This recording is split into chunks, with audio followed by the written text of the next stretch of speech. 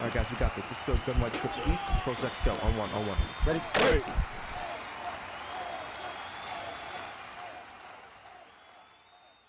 What's up, everybody? It's Spruce Goose here, back with another breakdown for the HuddleGG channel. And in today's video, I want to respond to a recent viewer comment. It was from Matt S, and he said, do a video on beating 3-3-5 wide cover 2 man with send 2 and the outside rushers on 5-yard curl flats. So that's what we're going to break down today.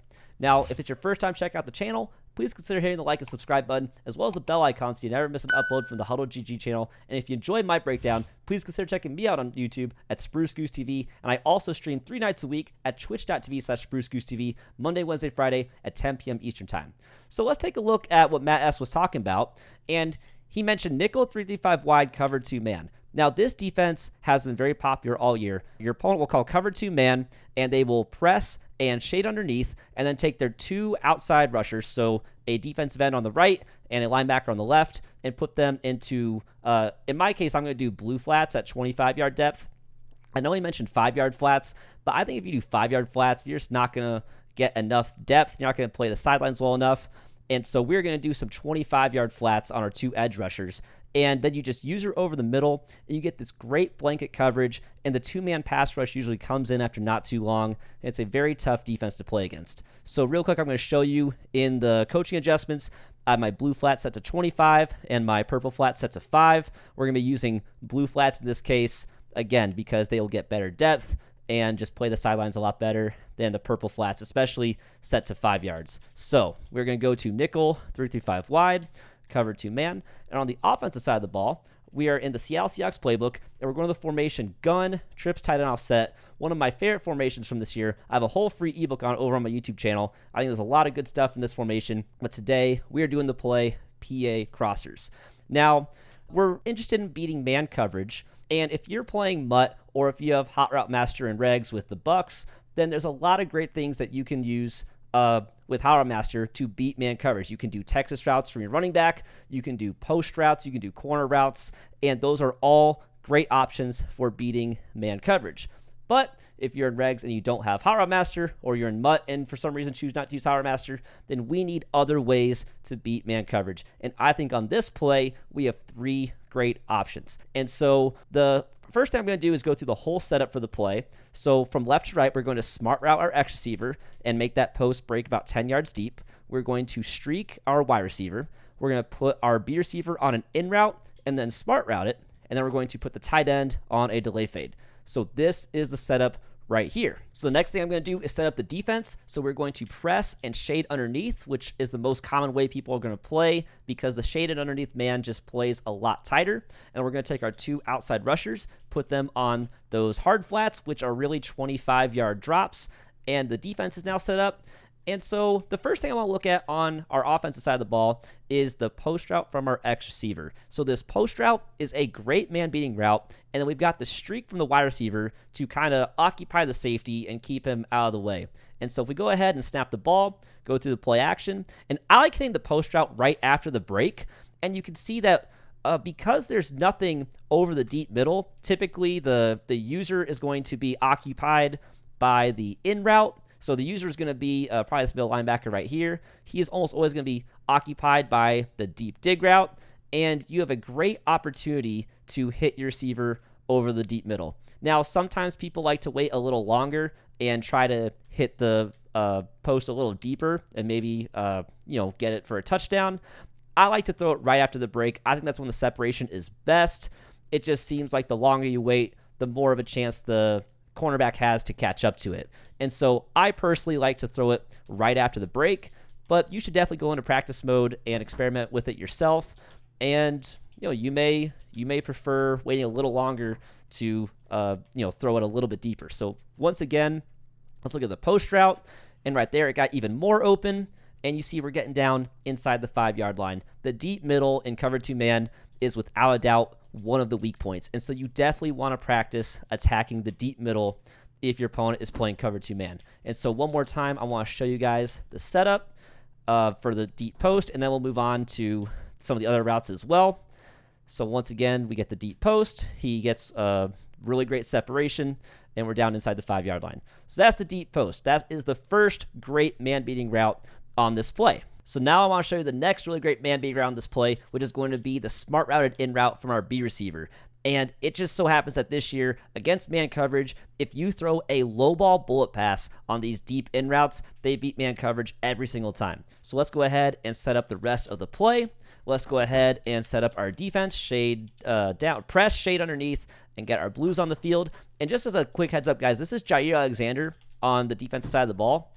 And he's one of the best cornerbacks in all of regs. So if this works against him, I hope you guys will believe that it works against pretty much anybody. So the key is right after the break of the deep in route, you throw a low ball bullet pass and then possession catch it, and it's going to be open every single time. Now to throw a low ball, I am just holding left trigger on Xbox. I guess it would be L2 on PlayStation. So as long as you hold that down as you throw your bullet pass, it is open every single time. Now make sure he gets through his break. If you throw it too soon, it might get intercepted. But right there, you can see we throw the low ball bullet pass. Now I know the defender's right there. You may say, oh, I mean, that looks like it's at pretty high risk of getting intercepted. But just the way the game works this year, even though the defender is right there, it is not getting intercepted. Even though that's Jair Alexander, it is not getting intercepted. So let's run it one more time. And so I just want to show you guys that, now we're 3 for 3 on that. The user has to decide, are they going to go and cover the post route deep, or are they going to cover the in route at kind of medium depth? They can't cover both. The user can't be here and be out here at the same time. That's two different spots. And so as long as you're just reading the user, it should be pretty easy to decide which of these guys you want to throw to. So that's two really great man being routes on this play. But we also have a third. If I can make my correct adjustments, we have the tight end delay fade, which if you guys have been around this game, you probably already know tight end delay fades are possibly the most broken thing in the game this year, because what happens is if you roll out of the pocket and then release your tight end delay fade, what happens is any man assignment that was on him gets glitched out and does not guard him. So I'll show you guys again. What's going to happen is the outside linebacker on the right side is in man coverage on the tight end right there. So it's the Darius Smith. He is in man coverage on the tight end. But as long as we roll outside the pocket before we release him, he is not going to guard the tight end. He's just going to let him go. And so you just release the tight end, throw the delay fade. Now right there, he actually got a really good pass rush on us. So we obviously had to get rid of it a little early. But I mean, I don't think I need to tell you guys how broken tie and delay fades are this year. Tie and delay fades have won me a lot of games. And it's something that probably should not be in the game next year, just because it's just really annoying to have something that you can't really guard very easily. You can put 3 recs on the field, which do an okay job. You definitely can't man it up. You can just put zones out there, but there's not really a great way to guard a tie and delay fade other than just using it. And so now you've got 3 different routes on the field that your opponent has to try and user. And obviously, they can't user all 3.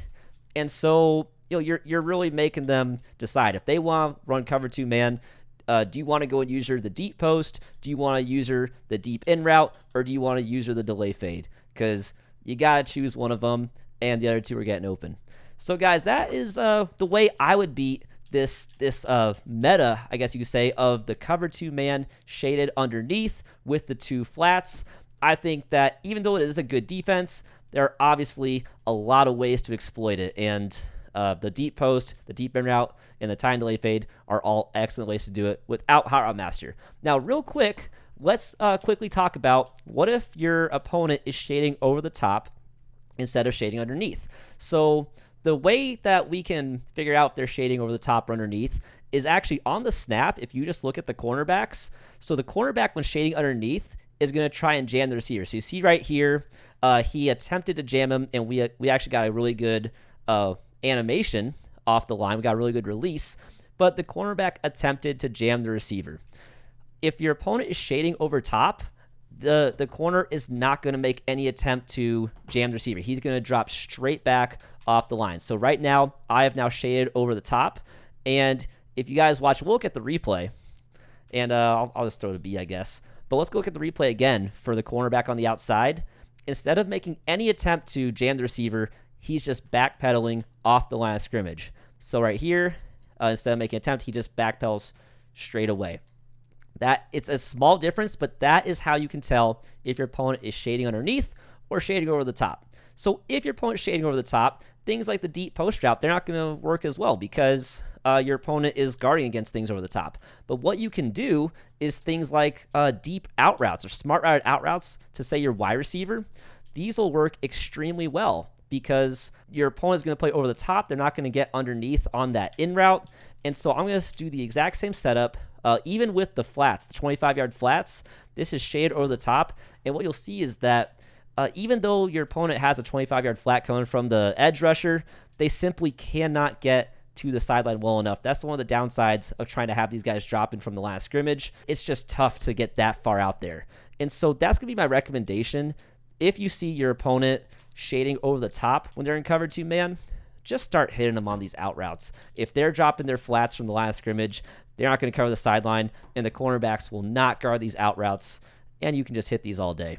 And so that's my recommendation right there. We got a bad animation. The ball's kind of behind him, but you guys saw we had good separation from the wide receiver. So let's run it one more time. But that's definitely something to look out for. Look if they are shading underneath or shading over top, and modify your routes accordingly. So here's our setup one more time. We're looking at the out route. We got great separation, possession, catch it, easy first down. So guys, that's how I like to beat the cover 2 man meta. It is a good defense, but it is obviously very beatable. So let me know in the comments below how you guys like to beat this meta. And don't forget, guys, if you enjoyed the video, please like, subscribe, and hit the bell notification so you never miss an upload. And if you enjoyed my breakdown, check me out on YouTube at SpruceGooseTV. But guys, that is it for the video. I hope you enjoyed it, and we'll catch you in the next video.